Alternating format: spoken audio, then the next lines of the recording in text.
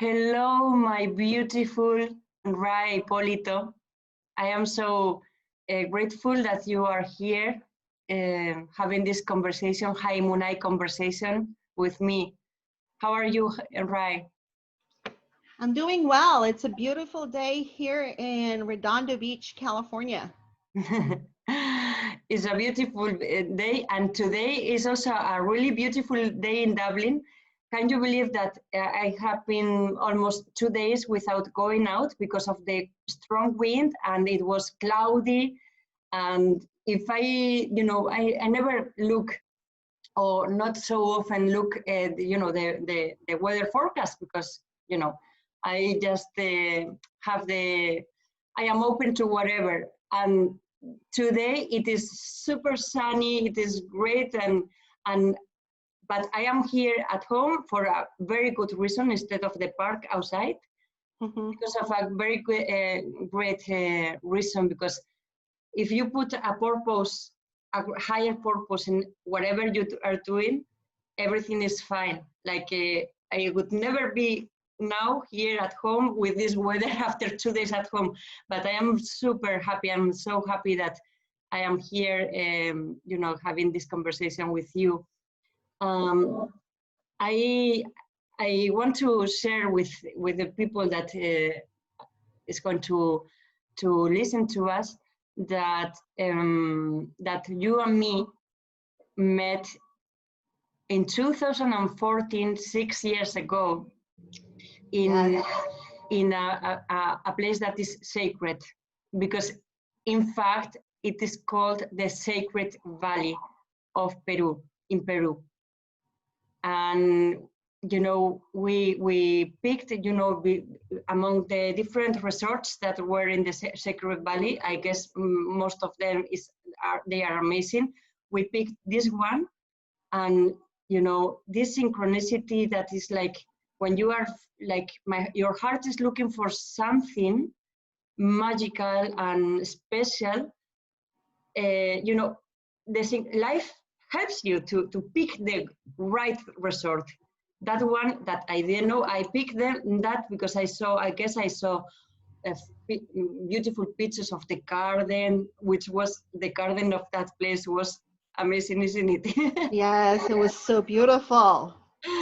and I picked that, and when I saw that, and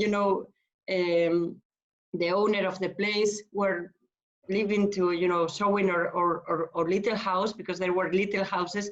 I was like, oh my God, I am in the Sacred Valley, and with this sacred garden, because it was like the energy of that place. You could feel the energy. And then the great treasure that I didn't know that was waiting for me when we were having breakfast. And then you got into the beautiful room that it was all like a round and all surrounded by crystals, translucent. You could see nature and the garden outside. It was like a bubble of light. And in that place we were having breakfast, and I met you, and we really connected heart to heart. I felt that. I don't know what you feel. Yeah, it was a wonderful connection that I made with you. It was actually in 2014 was the time in my life when I took a year off and lived in Peru. And uh, I just packed my two suitcases and left my life here in California for a calling. And I didn't understand what that calling was. I just knew that I was being called to a higher destiny. And I was really afraid. Uh, but I did it. And I met you towards the tail end. I stayed in that place from September to November. So I was there for, it's called Kuichirumi, if you remember. Yeah. And you were there on your way to Machu Picchu. Yes. Before well, that experience of Machu Picchu, that is I experience that is if you go to Machu Picchu, not only to take pictures, but with an open heart and a completely empty mind to be open to whatever it is coming to for you as revelations, it's really as another. It's not only a sacred place, but it is a magical place. I had really magical experiences in there, and I guess that you also, right? Yes, definitely. We can talk in this conversation a little bit about magic and be entering this sacred places with an open heart. That completely you have revelations. All of us, we can feel something that is going to change our life forever after Correct. that. Yes. Yeah. So yeah, this was an introduction just to share how we met and when. And I would love that you introduce yourself briefly, so people can know who is this treasure that I am talking about. But you can share a little bit of what you do and who you are. Okay. Well, hello everybody. My name is Ray Hippolito. I'm greeting you from Redondo Beach, California, which is in the Los Angeles County here in California. And see, I really don't want to talk about what I do because that's not who I am. And a lot of us here in the West, the first question we ask others is, what do you do? What do you do? What do you do? That is so American. Yeah, but that's not who you are. really Who you are. That is the question. Who you are. So if I was to introduce myself as who am I believe I would say that I am a child of God who woke up and had a spiritual awakening. More or less, Peru was the biggest spiritual awakening I had in 2014. Although I've always been spiritual when I was growing up in the Philippines. I was born and raised in the Philippines as a Catholic, and then got disappointed with the church and stopped attending church. But then in my 30s, started attending a spiritual center here in Los Angeles, which led me to a teacher who I had a meditation retreat with, and then the calling to Peru. To live in Peru came in 2014, and the biggest lesson I learned there is it welcomed me home to my own heart. So a year before, in 2013, I had gone to Peru for a meditation retreat, and in visiting two specific sacred sites, I felt like I received a download, like a message. And I wasn't the type who receives messages or anything like that. I wasn't that open compared to a lot of the other people that I know of. And I didn't understand the message, and the message was welcome home. So I'm like, okay, so I guess I need to move to Peru. I'm like, was I an Inca in my previous life? The bottom line is the whole journey woke me up to realizing that home is not a physical place in the planet, but it's welcoming me home to my own higher self and my true self, my essential self. And beautiful. So who I am is someone who woke up. And am I always awake? Not necessarily. As I come back living in this world, there are a lot of times when I need to be reminded. Because I don't think there's a place where we can say we've fully arrived. There's always a time when we forget. And then I believe that through some spiritual practices, we always remind ourselves who we truly are, and that we are all of us, not just me, that we all came from the same source, and we all have different gods of our understanding, and that's okay. We don't have to agree, and but we all come from a source that is divine. So in a way, that's who I am. Oh my God, I can't imagine a more beautiful way to describe you, because as you have described yourself, you have described all the human beings Hmm. of this planet Earth, and I guess of other planets, but we are Right. going to talk about this planet Earth, because that is the truth. And the thing is that it is truth, either you know it, you have awakened to that truth, or you don't know it. It is Right. truth. The only thing is that the people that don't know it yet, some people, I guess, in this lifetime, in their lifetime, they are not going to tap into that truth. But it's okay, because I believe in reincarnation, and that's where we are in a path of evolution.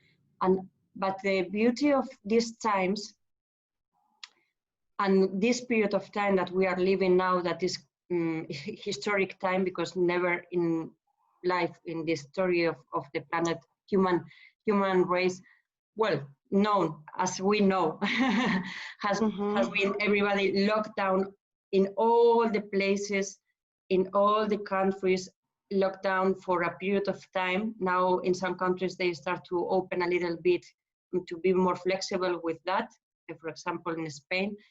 And I guess that many people now, and I know by experience, because yesterday I had an Skype conversation with close family. I don't want to say who, because Right. but very close family, and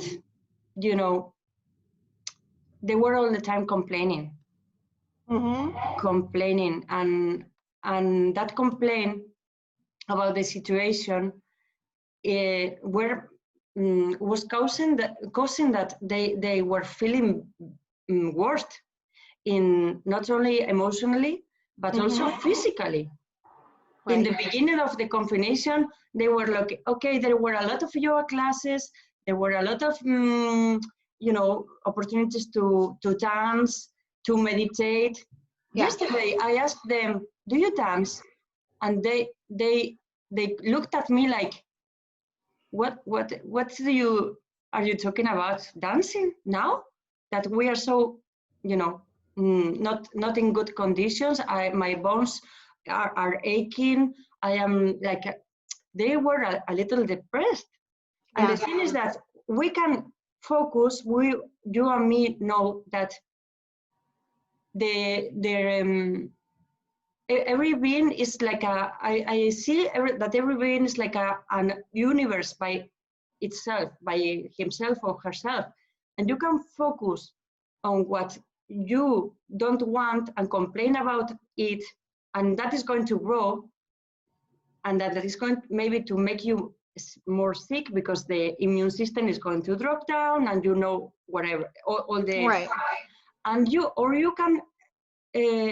can see the higher purpose of that, of what is happening.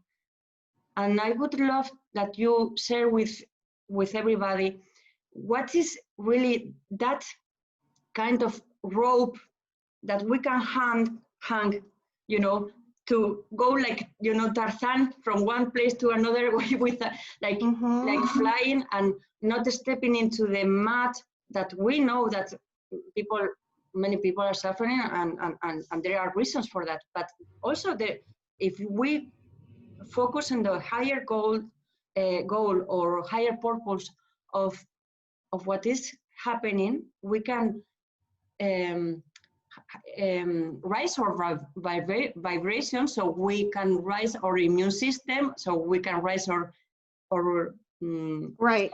of wellness. What do you think about that?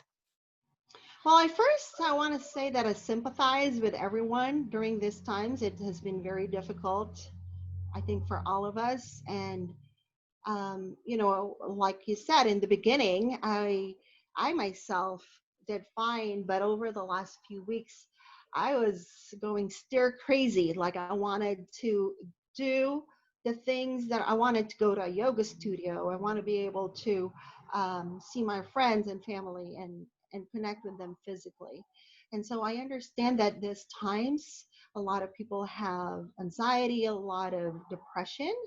But I think what happens when we have uh, those feelings is first to accept where we are instead of telling ourselves that it is wrong Mm-hmm. to feel the way we're feeling. So, okay, like I'm just going to give myself as an example. So I didn't feel necessarily down. I felt frustrated. Like, when is this lockdown going to end? Mm-hmm. And so the way I dealt with it, and I'm going to share with you what I wrote, is I was on Facebook and I just started, I'm going to write a poem. I have been doing some writings, and I wrote a quick poem right on Facebook, and I'm going to share it with you. And actually, I was pretty surprised when the ending of this poem. But anyway, here it is. A Lovely. girl woke up from the confines of an ordinary life. She began to set her spirit free. She felt so alive ever than before. She lived in foreign lands and traveled to distant places. COVID paid the world a visit. She listened. For her sake and the sake of many, she stayed home. 2 months go by. Free-spirited girl now feels squashed by the lockdown. Her spirit is screaming inside, "Set me free!" She thanked COVID for the visit and told it politely, "It's time to go." COVID said to her, "You've always been free." Mm. Oh, lovely. So when I Love. say I was surprised because I was writing that, I know that the answer came from my higher self. Yeah, So, definitely. it's when we turn in instead of turning out, I think that we get answers. Mm. Um, and my energy shifted from, Yeah. because the purpose actually of that writing was just to vent. I was just going to go, I'm going crazy here, right? And then the answer came. So the answer is within us. And during those times when we're feeling depression, there is a gift in depression, and depression is not necessarily bad, because depression slows us down. We turn in when we're depressed. And so, is it possible to see the light when we are in darkness? Mm. And I think it is. And if we can set the intention, because sometimes it's so difficult to hear that message, the answer that's within us. And, we have all these thoughts. Our monkey minds have a lot of thoughts. And, especially here in the West, having compared it to the times when I visited other, um, like in Peru, where I was in the Andes. Here in the West, we stay up in our minds a lot. We are rewarded for being intelligent, right? Yeah. However, some of the answers of the soul, it doesn't come from our rational mind. It's not our logical mind that gives us the answer. And so turning off the busy noise in our minds is hard to do. It's hard. But we can, with the practice of meditation, and there's so many things available online right now to help us in guided meditation, right? Mm-hmm. uh, I, I feel that guided meditation is easier, especially for beginners. It just helps us like let go of the busy mind, because we have all these intrusive thoughts, Mm-hmm. and the thoughts lead us to the feelings of depression and anxiety. Okay, whatever thought it is, I common thought that humankind have is I'm not good enough. That really makes us feel depressed. Mm-hmm. So when we learn to, I know that I can't completely silence my mind. There are moments it is silent, and it's in those moments, those gaps, right, of silence, that then we can tune in and drop to our hearts, Yeah. because there's really, the answer comes from within us. It's the heart wisdom, and it's innate. We all have it, Yeah. and the answer can come if we listen to our heart. And it's a short distance from the mind to the heart, but because we're so socialized and conditioned to be up in our heads. Hmm. I was I going think to what say that the you say that it is a short way, but in fact it's a very long way. Yes, Because we have been all trained in yes, our education in all aspects, that to fool our brain, to make mm-hmm. all the thoughts, all the beliefs, that many would be true or not, or many would not be true. And also to be trained in competition, because Yes, we think that we are not enough, because in our class, I think everybody can resonate with that. It was not, the teacher wouldn't say, be your best version, don't compare with anybody else. No, there were marks, and if you couldn't do better than the other, you were one of the not so clever. And right, this is a life has started to, well, started from the early years, I guess 5-6 years, to be like a competition. So in that place, I guess I feel that the brain starts to be bigger, bigger, bigger, because it is like a feeling of, if I am not clever enough, if I don't work enough with my mind, with my intelligence, I am not going to survive, like a survival mode. So right. then you disconnect from the heart, and that is the issue. If people now people have the opportunity to stay in their homes and to really meditate and connect with their heart. But the problem here, I feel, is that if people have not started this awakening path of the heart like before, like many of us we have started, and we feel blessed because of that, because we are living in this situation in a completely different paradigm. But many people are here now in this moment suffering, full of fear, because they only can relate to what the thoughts, and they don't know how to come back to our home, which I completely agree with you, which is our heart. When we connect with our heart, um, it doesn't matter if we are in one place or in another, because we are always at home. It was so beautiful what you have said. How how how these people that have never been doing anything to connect to their heart, and they are lost.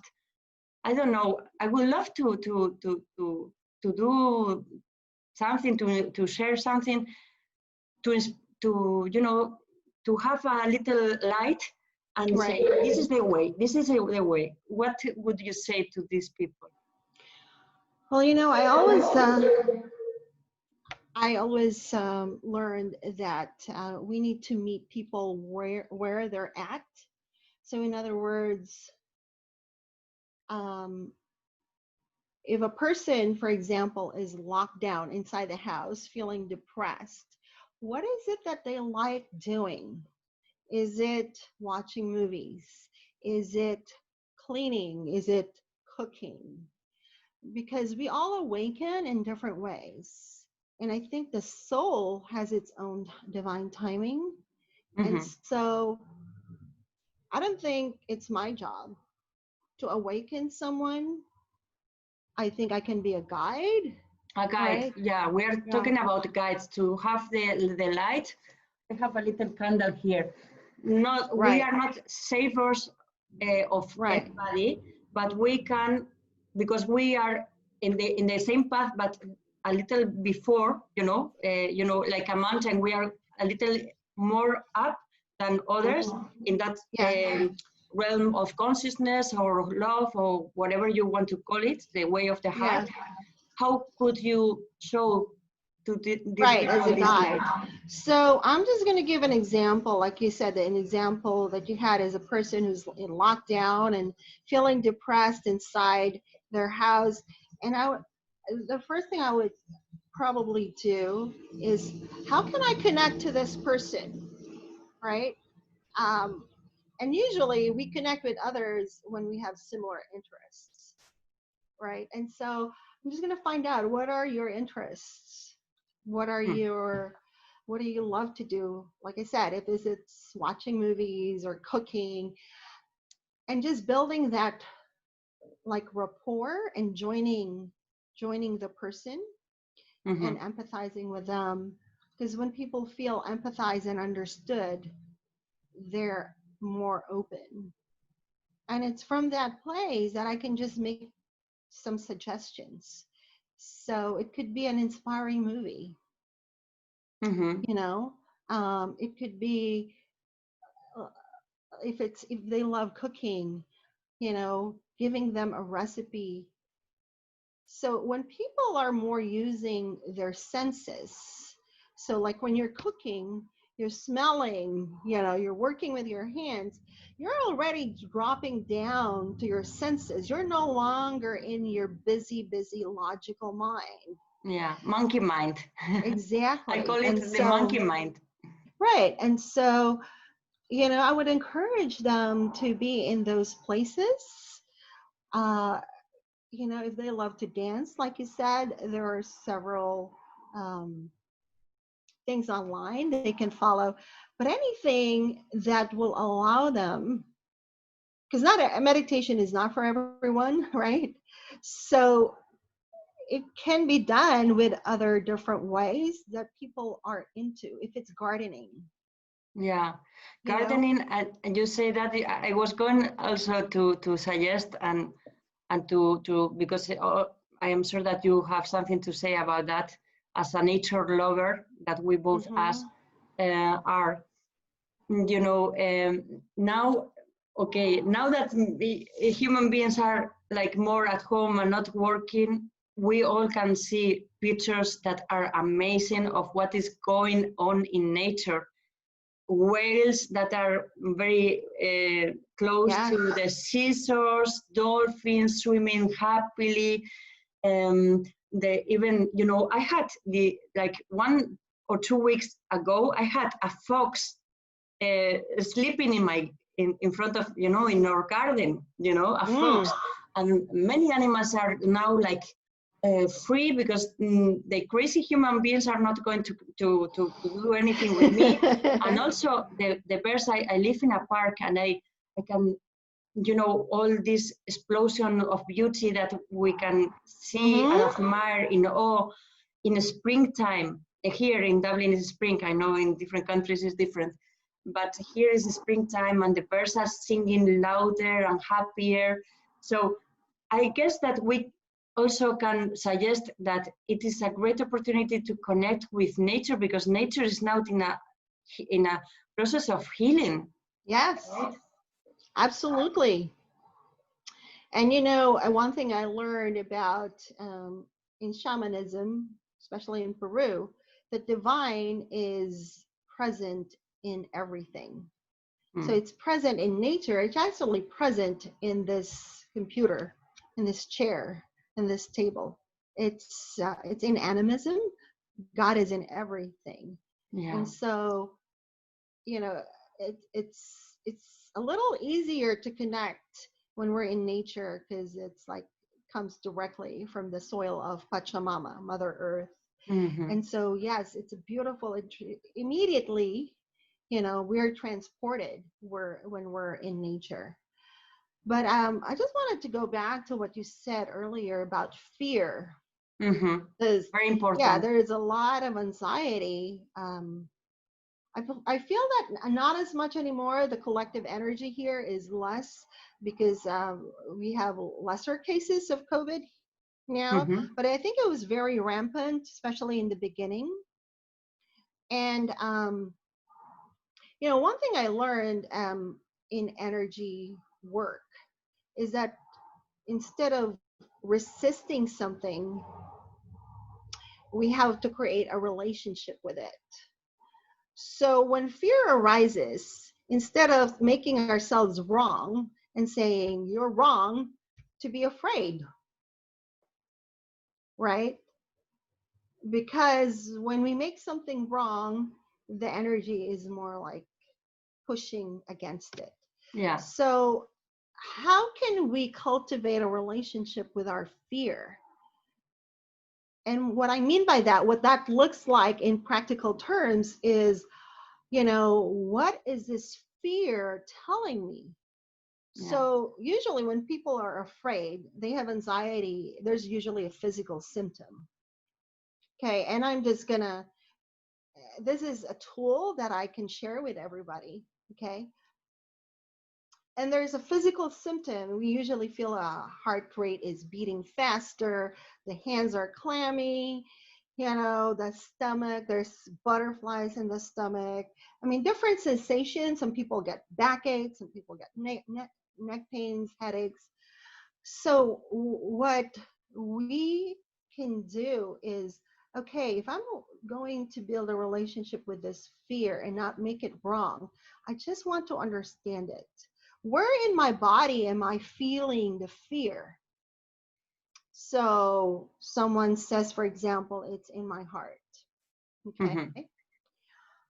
So immediately we're out of our heads. We're now in our bodies. When we're asking ourselves, we're in our body. And sometimes people can say, it's in my head. Okay, it's still part of the body, but we're in a different place. We're no longer analyzing it. We're now transported into understanding it. And then we want to say, okay, if this fear has a shape or a form, what shape or form does it have? What color does it have? I'm immediately using my senses. I'm visualizing it, right? Mm-hmm. The shape, the form, what am I seeing? If it has a smell, what does it smell like? If it Mm-hmm. has a taste, what does it taste like? Mm-hmm. And here is the part where we can listen to the fear. If fear, who is shaped, I'm just going to give an example of the shape. It's shaped like a hard, round rock. Color is dark gray. It's heavy, you know. And if it could talk to me, what would it want to say? Mm-hmm. So we'll listen. And what does it have to say? So everyone will come up with a different answer and just continuing the conversation. And that's how we build a relationship with fear, is listening to it. It could be deeply seated. It could come from something from a long, long time ago, right? Yeah. Or a simple trauma that happened. I don't know, you got into a car accident, right? So a lot of things can trigger the fear. And now all of a sudden there's a pandemic. So I guess in a word, let's not push fear away. Let's befriend it and hear what it has to say, because it has a message for us. That is so wise.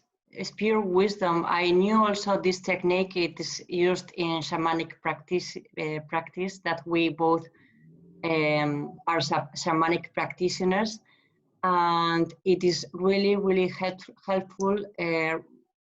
Thanks for sharing it, because when fear is like a ghost that we can't put it in a shape, in a, like we can, if we cannot describe it in a taste, in a sound, in everything, if we, the more qualities we put to that, then we even can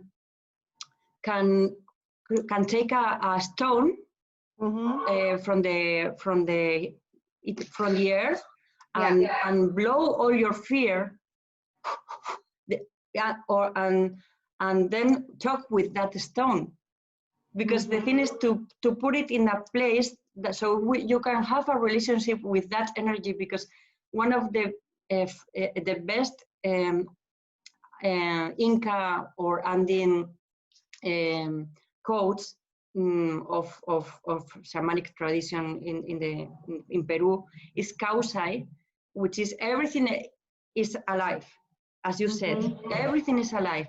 So don't think that because stones are not talking as we talk, they are not alive. They have energy, and if we put an intention in whatever we have in our hands or feel in the body, and we start to have this conversation, magic happens. And it's like that fear that it could be like a great super big monster, like the size of a building, then slowly is smaller, and then you can even make friends.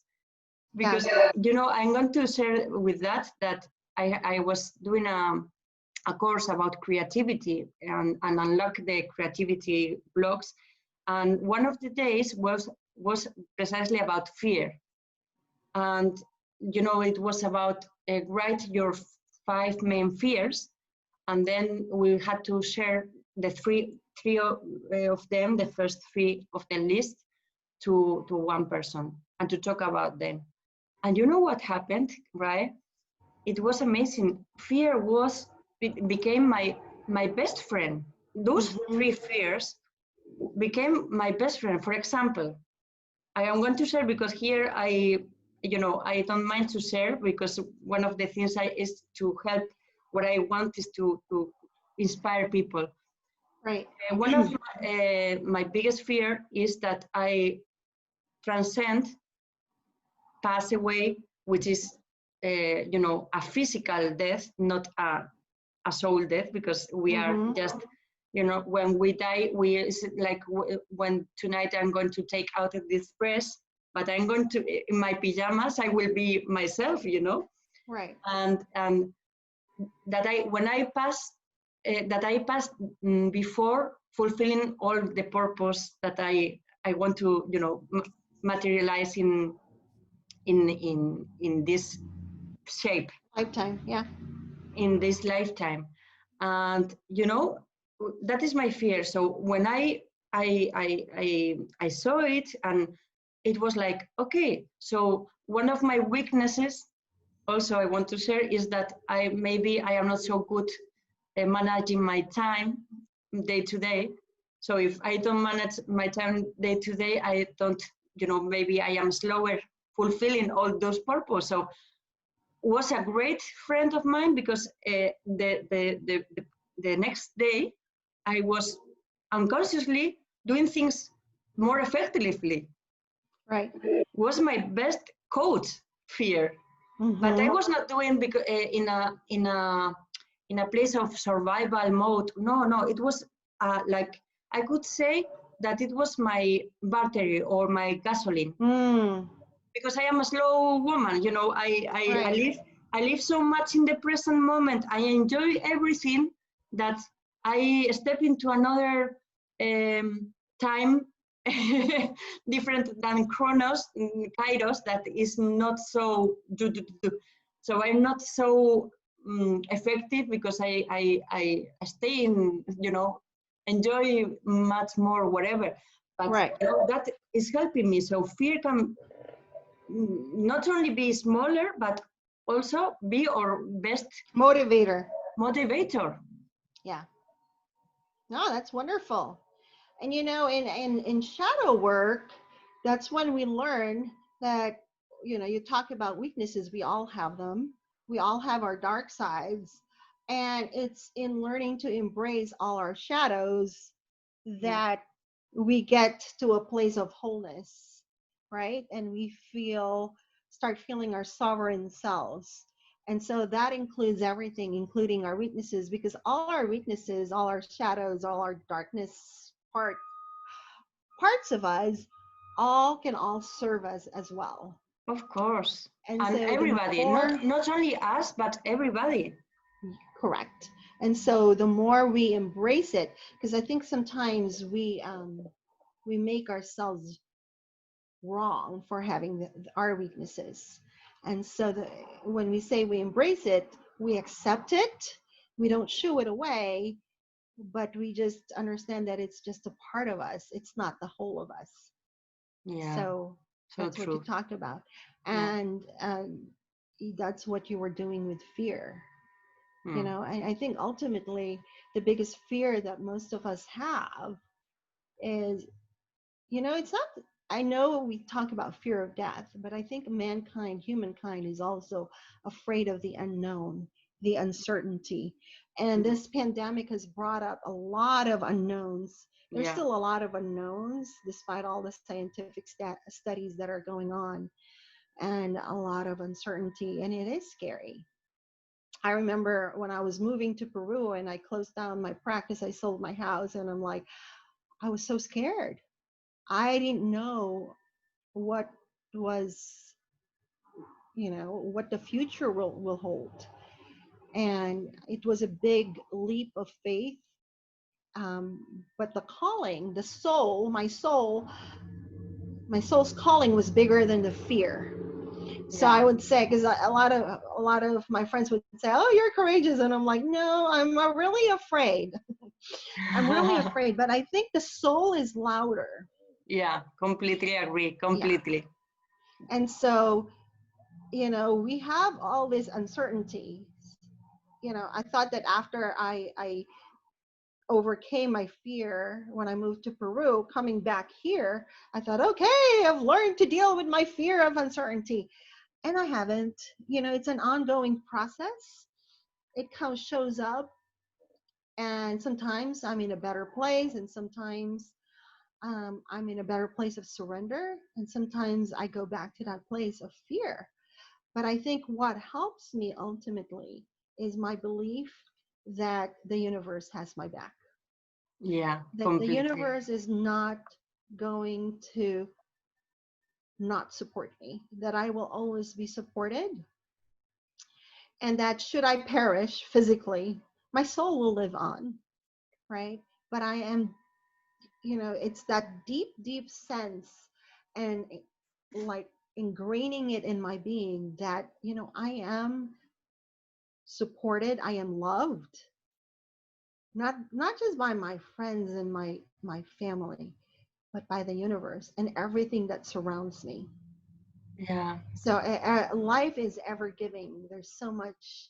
We came in here with to experience all of these, including the pandemic. Yeah. Yeah. So the pandemic is not, it might seem like it's a bad thing. I mean, because our we think of things in terms of good and bad, but when it comes to the eyes of the universe, like everything serves a purpose. And we might not know what the purpose is of the pandemic. It's could be individual. There, I believe, is also a collective purpose, because we're all learning right now. Hmm. And so, and it's from that place, you know, that it can shift from a place of doom and gloom and depression to a place more of gratitude. So, you know, it's so hard, you know, here in the West, where we've been taught, because of positive psychology, which I agree in, that, you know, yeah, being grateful can be good for us. But at the same time, what I've also learned is we need to be realistic. So someone who's completely depressed might not be able to be grateful for the sunrise because they want darkness. They can't even pull up their blinds, right? Hmm. So we have to be realistic and take it in small strides before we can get to a place of gratitude, right? How can we get there in little steps? Yeah, little by little. Because like I said, I have a lot of sympathy. I think it's because I, you know, my training first was in the world of psychotherapy in the West. And so I have a lot of sympathy for people who are depressed. And at the same time, I also know that some of the things that we encourage people to do is very jarring to the system. You know, we immediately teach people, okay, focus on everything that's positive in your life right now, right? Mm-hmm.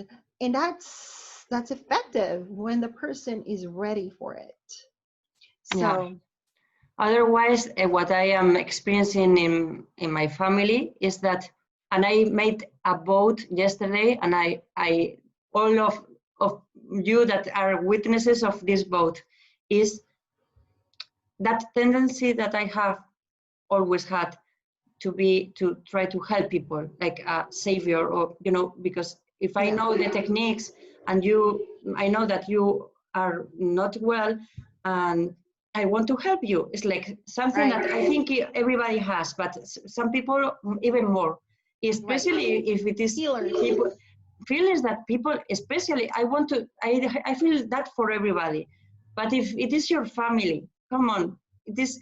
I have to bite my tongue, not to share, focus, on what you really can change, not complaining about you cannot change, because that is going to draw all your energy, but focus on what you can change. And if you can change it, you must change it for your goodness. I said that yesterday to 3 people in the Skype. At that time that I was saying that, 2 of them left. They went. I want to share, because it is beautiful, because it comes from a text that I am blessed to have with me. That a person that is now like around 87 years old, and Franciscan, gave to me, and it is his life project, not life project, daily project, and for me it is the most sacred text that I have had in my hands, and I don't know how many times I have been crying, full of emotion, like crying. The other, like 2 or 3 weeks, I was reading again, and people in the park would see me crying like crazy and would say, oh, maybe he's splitting with the husband or whatever. And I was crying of love. And this, I was saying, I know by heart in Spanish, but in English, I'm going to read it. Lord, grant me the serenity to accept what I cannot change. Grant me the strength to change what I can and must change. Give me the joy and perseverance so I don't get tired on my way. Grant me the wisdom to understand the signs of life and the revelations within my heart that lead me on the best path, both in joyous and easy moments, and in hard, difficult, and doubtful moments. And for me, it's such an inspiration that I said to them in Spanish, because I don't need to read it, because I said that to me.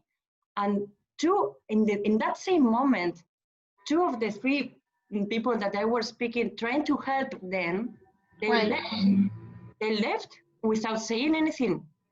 So I said, I got the message.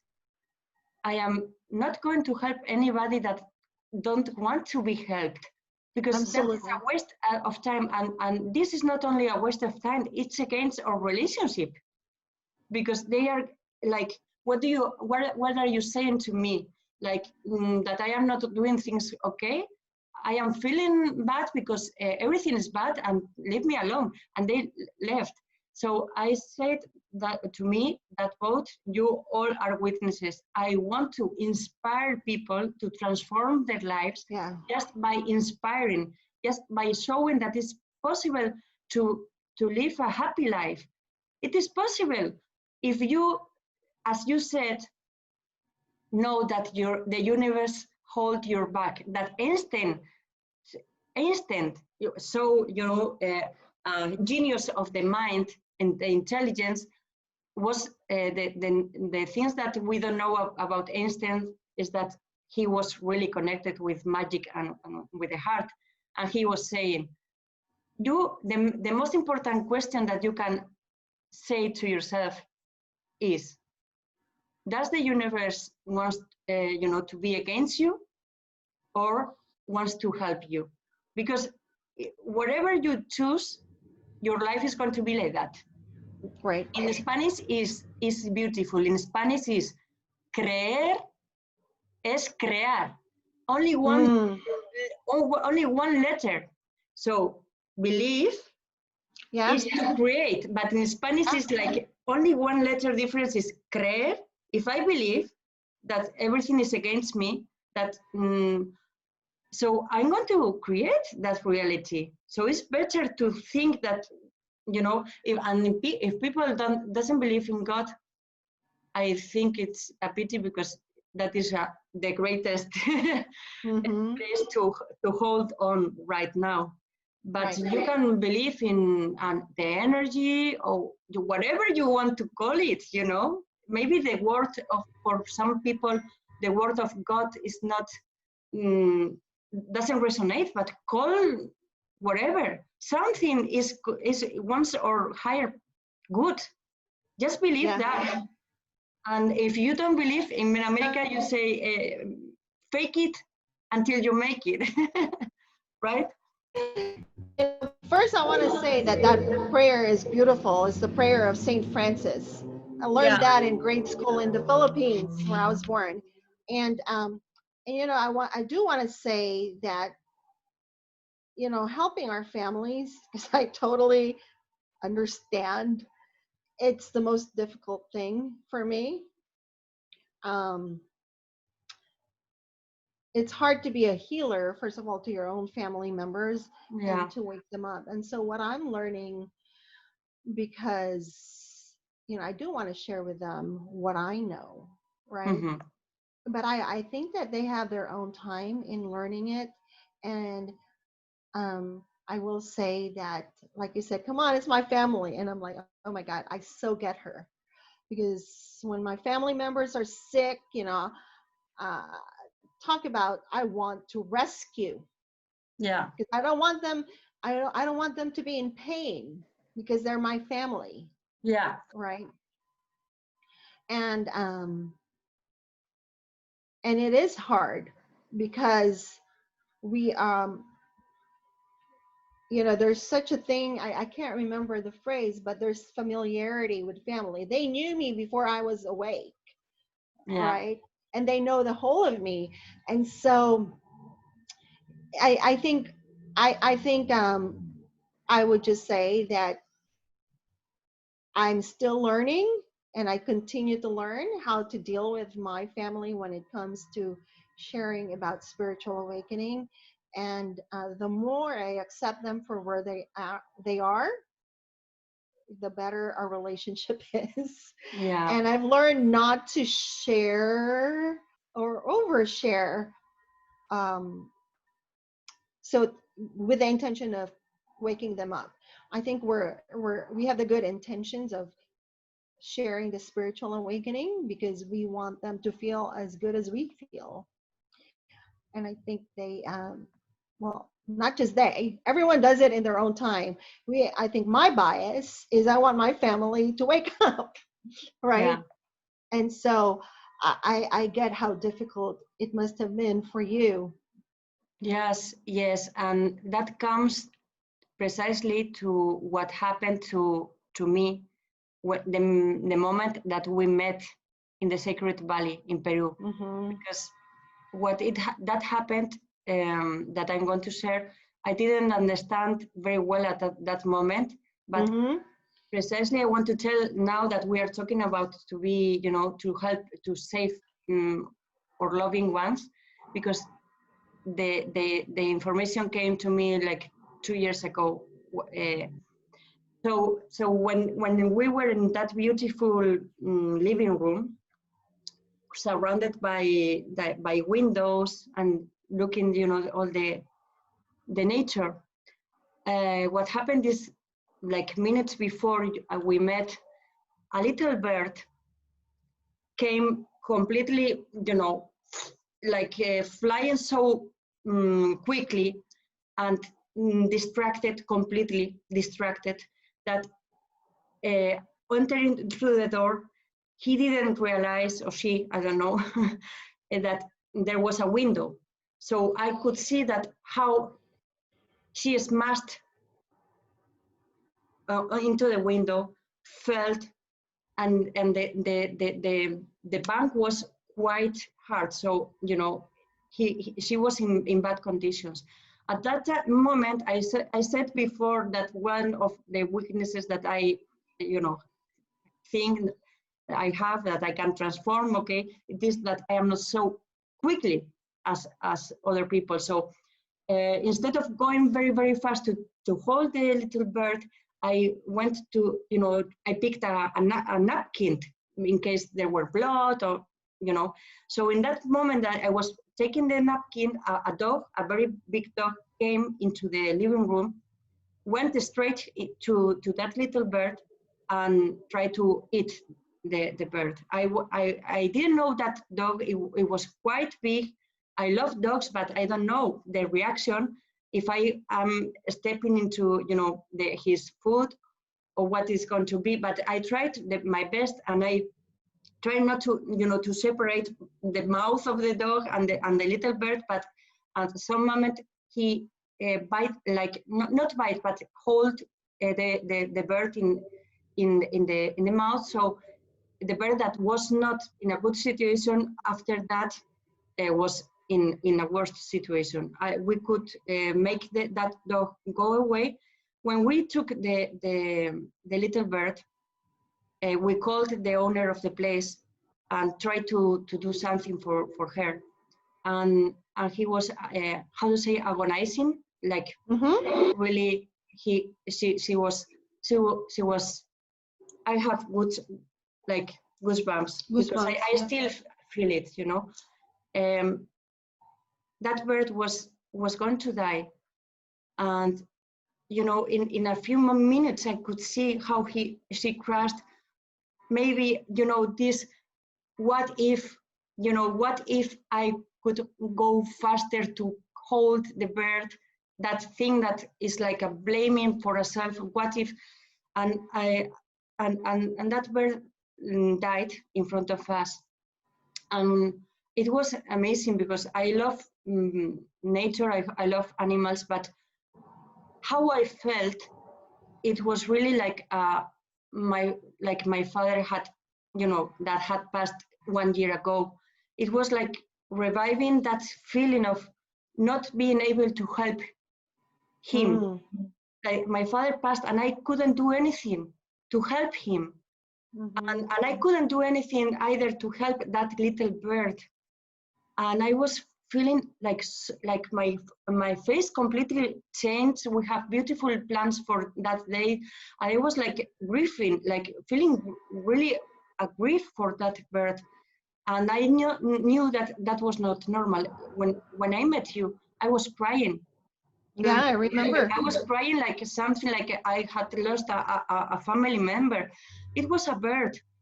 But the thing is that 2 years ago, I wrote in that I now understand why I was in that situation, crying so with such a grief, and I understand my purpose, which I told, and it is very linked with what happened yesterday. Is that, you know, if you see people that is going down in terms of health, in terms of emotions, and you know that there are techniques that you can do something for them, but it is not possible to save anybody or any animal that is already in the wrong path. That bird was in the wrong path. He was not centered. he entered in a place and he is or she is smashed in the window because I don't know what she was thinking of, you know, and was in the wrong path. So my purpose is not to save anybody that is in the wrong path and doesn't want to hear anything, because it is not possible. You are going to cry forever if for those people, because there is compassion within us. But what I can do is to inspire bears, little bears, or people, you know, human beings that know that they can change and they want to. If they want to change, I can say, okay, I know the way. Come on. You know, I can show you the way. I am not saving anybody, but I can share my wisdom, my experience to Right. to help them to go into a path that is they are not going to cross. That is, and that I completely saw the purpose of my life. It's not to save anybody, because that is going to be, you know, I'm going to grieve forever. Is to inspire people to live a happy life. It is possible. Everybody that is looking at me and hear my what I say it is possible to live a happy life. Only you have to, if you are not in the right track, change. Right. You know, I do want to share a piece of writing which is very relevant to what you just, the story you talked about. Would that be okay? Of course, please. So, Yamaya, let me just give a background because this is just a short piece. Yamaya is a mermaid. She's a goddess mermaid, ocean goddess. Okay, and that's just the background I'm going to give. So I wrote this during the last full moon, and I entitled it Yamaya Swims During Full Moon. The night was bright, and yet the energy looming in the city of Barbaluca was that of exasperation and restlessness. Everyone had been confined to their homes due to the lethal pandemic for almost 2 months. Luna was full, and her bright orange glow cast an alluring mirror on the ocean water. Yamaya, feeling confused with the conflicting facts she has heard about the malicious virus which caused the pandemic, decided to be alone and let go of the busy noise around her and inside her. She went for a stroll on the shores of Cantusia. With every step she took, she offered all the heavy energies within her to Pachamama, the ever-giving mother, Mother Earth. She was taught to believe that Pachamama eats heavy energies and transmutes them to give the earthlings refined energies. As Yamaya's feet touched the sand of Cantusia, leaving deep, distinctive footmarks, Yamaya felt as though the moonwake, with its glimmering road-like reflection, was following her and protecting her. She offered her confusion and feelings of overstimulation from the plethora of conflicting information she has heard and read. Earthlings put a lot of value on science. They learned to worship it like Yamaya worships the ocean gods. If something had not been scientifically proven, the Earthlings felt that it was a folklore or a farce. But Yamaya was hearing different messages from the science gods and claims of corruption within their communities. She didn't know who and what to believe anymore. She continued to offer her confusion to Pachamama with every exhale she took. She often chooses to be in human form during the full moon to bathe in its powerful radiant energies. But tonight, Yamaya has decided to metamorphose to her mermaid goddess self. She laid on the sand, closed her eyes, and used the magic power of her intention to morph her lower body to an iridescent conglomeration of turquoise, white, and blue colors of smooth, voluptuous, ichthyate tail. The swift undulating waves of the high tides carried Yamaya in her mermaid form to the deep waters. She began to float like a leaf on the water. Her long, lustrous, wavy, thick hair spread like peacock feathers on the surface of the cold and salty waters of Contusia Beach.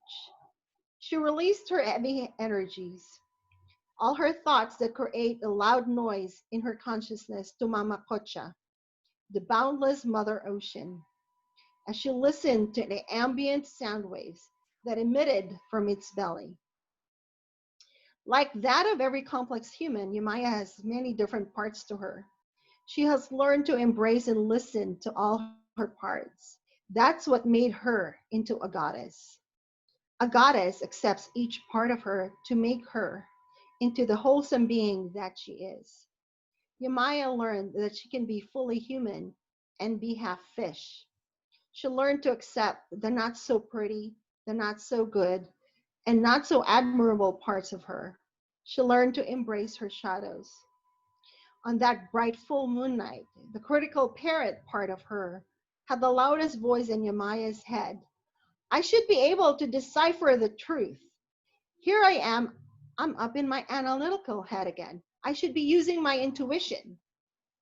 Instead of shooing her critical parent, Yamaya listened to its voice. She knows that all its shooting insults can be replaced with more gentle reminders. But Yamaya didn't tell critical parent that it is wrong. Instead, she thanked it for showing up and reminding her of the gifts. Oh my. Dolphins and the whales to swim with her. She wanted the company of her wise friends during the time of great unrest. The dolphins heard her beautiful melodic voice and used their powerful tail to cut through the water at amazing speed to meet her. The submarines shaped like whales moved their sleek bodies to join Yamaya and the dolphins. Yamaya was filled with overbrimming joy as her friends came to be with her. I love humans. They are intelligent and possess the ability to dig deep for the scientific truth, said Yamaya. I just wish they remember that they are not all brains. They have a heart too. Yamaya told her dolphin and whale friends. Well, some of them are waking up to use their hearts, said the whale. Oh, Yamaya knew she was in for a lecture. I think it's more important for you to focus on using your own heart instead of focusing on them using their brains. Yamaya, you join them, not to change them. They will do that on their own. You become human to change you and remind you that your heart is your compass, said Kimbo, the whale friend. Yamaya looked at Kimbo, folding her hands in a prayer pose. Thank you for the reminder, my friend. Yamaya flipped her tail and enjoyed playing with her friends under the bright full moonlight. She no longer is confused. She knows the value and the knowledge that science brings, and she also knows to use her heart to fathom the truth. She knows that science and intuition are not mutually exclusive. She knows not to live in the absolutes of science. She knows the world is not black and white. She knows the different gradients of gray that she and the earthlings contend with on a daily basis. Wow, that is awesome. I didn't know that you had such a talent to write. This is going to be a book, isn't it? Yeah, hopefully. No, I actually I just started writing. I didn't think of myself as a writer, but I started taking writing workshops. But Oh my God, I see, I can hear that what you read is completely from like a experienced writer. So that is a talent that you have completely. Thank you. It was so beautiful. Not only, of course, the essence and the message that you share, but the craft of the words that you Oh, thank you. that you use the you know the features and the traits of Yemayá and all. It was beautiful. You can visualize like a tale, and that is a gift of really good writers. So completely well. I don't know. This is going to be your first book when you finish. Yeah, I'm not. Yeah, I'm letting it unfold on its own. Yeah. So yeah, but it will be my first book. But Amazing, amazing. yeah, I just wanted to find a way to communicate the spiritual lessons actually that I am learning, Yeah. you know, in a story. And this particular story is about me learning what you are talking about. That, you know, sometimes like we're here and, you know, we want to help others. Mm-hmm. And then I realized, well, they will do that on their own. That humanity, each person will wake up on their own time. Yeah. And what I'm here to do is just focus on me living in my own heart, allowing my heart to be my compass. Mm. And it will guide me. And as it guides me, I can help guide others. Oh yeah. That is So, why you and me are talking right now, because we only met, 6 years ago, briefly, and very briefly, but the soul, our yes, souls and our hearts recognize each other, because we correct. both have the same path of the heart, the same purpose to inspire people to show the light. Right. Like Leonard Cohen said, I love Leonard Cohen, Me and too.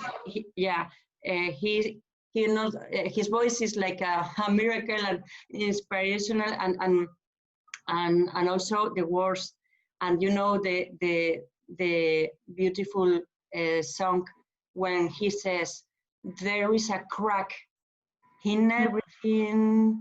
That's Mhm. where the lights get in. Yes, That's where the light gets in. it's And there's beautiful. a crack in everything, even and in fact, when it is darker, the little light, it is brighter. Mm. So Yes, the little light can be, the whisper of our heart. yes, And it's so beautiful that, and when that happens, when we are connected to the heart, and I want to finish because you told me that you have to finish by now, but I want also to share the magic of being connected with the heart, because on last Thursday, I felt in my heart to call you. And hmm, maybe if I would listen to my mind would have said, but you haven't talked with Rai in so long, she's not going even to, remind you, to remember you, and, a lot of things to, but I don't, I was completely a whisper of my heart, and I didn't even go up to hear anything from my brain. It went, I went straight to message you. At that same time that I message you, you reply me. And yeah, then I told, can I talk to you, because I want to share a project that I have with you, like sharing conversations of light, inspiration, and love. And yeah, I can talk now. We just straight away we started to talk, like if we would have been, best friends in all these years that we haven't talked each other, yeah, because that is the magic of the heart. It binds in one instant, can bind beings, because we are beings of light, forever. It yeah. doesn't need to be in contact, with messengers or Facebook or whatever. It is like that. And when we were talking, and then another magic thing that you Yeah, and I told told you. me is Yeah, I told. Go that ahead. yeah, well, you can share it Yeah, because it's because magical. I was sharing with you that I started taking an online course on Celtic shamanism. I don't know much about it, but I was doing the course on Celtic shamanism online by Jane Burns. And, it's all Celtic is all about the Irish. And Yeah, here, as like we were talking, I realized, oh my God, she's calling from Ireland. yeah. That is like the the best synchronicity, because I'm going, okay, now that I'm just learning about Celtic shamanism, I connected Yeah. with someone who's physically in the land of Ireland. And also I did the training of shamanic training in the shamanic center in Ireland with Martin Duffy. If people here, everybody in this world knows him, Mm-hmm. a man full of wisdom and super humble. And I have my power stick here. I am very into shamanism, and you are starting now the course. So that is an invitation for people to, if you are afraid of the unknown, just step into the unknown, because the fear can, if you can change fear into excitement, like the excitement that children have when they love the things that they don't know, like that morning that is going to be a surprise day, Right. everything's going to be a surprise, and children are so excited.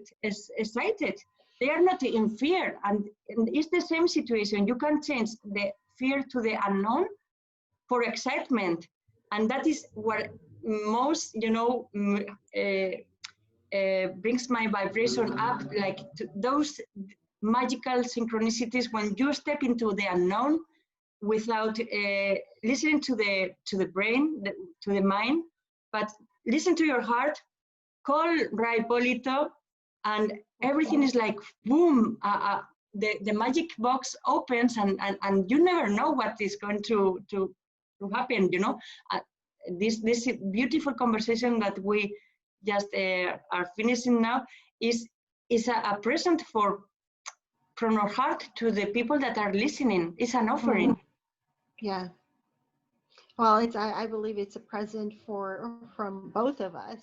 Oh, of Yeah, course, of course. from This is both of us. first a present for me, and also for you, first Mm-hmm. of all, and then for that, always thinking of how to share some light with people. But of course, the first I felt on that Thursday evening, Mm-hmm. I felt, you can ask my husband, I felt like a little girl in the day of Christmas Day. It's like, I'm going to have this JAIMUNAY conversation with Rai. And everything was flowing, because when we are connected with the heart, everything flows like the river, right? Yeah, absolutely. Well, I want to say thank you so much for this time that we shared together. Um, like I told you in the beginning, I don't know what really talking about, and we just went with the flow, Yeah. and it's a beautiful conversation. I know that Mm-hmm. it's guided by the unseen world that I Yeah. believe in, that you believe in, that Yeah. we're deeply, deeply supported. And for anyone out there who will listen to this, just know that you are supported. You're never alone. We're never alone. No. There's so much support around us, um, seen and unseen. And when we know that we're not alone, because we are interbeings, um, we connect with each other. And just remember that we're Yeah. in this together. Yeah, because all we are one.